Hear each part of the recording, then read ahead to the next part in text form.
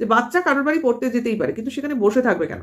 কারণ বাচ্চাকে এর আগেও আমরা ওই পাড়ায় ওই কি বলে ওরা প্রাইভেটে পাঠাচ্ছি বলে পাঠাতো, কিন্তু সেখানে গিয়ে তো কেউ বসে থাকতো না, না এর মা, না বাবা, না নিজের দাদু, কেউ তো বসে থাকতো না।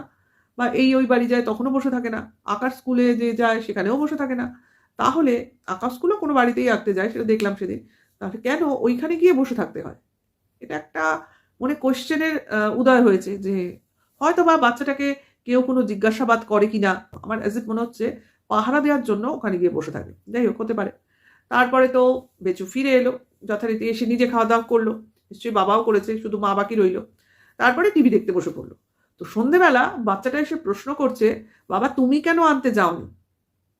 বেচুর উত্তর কি, আমি টিভি দেখছিলাম, তাই তোমাকে আনতে যাইনি। কথাটা কিরকম বাজে শোনালো, যে বাবার বাচ্চাকে আনতে যাওয়ার তাগিদ নেই, টিভি দেখার জন্য সময় আছে। যাই হোক, তো বাচ্চার সঙ্গে সঙ্গে এই প্রশ্ন।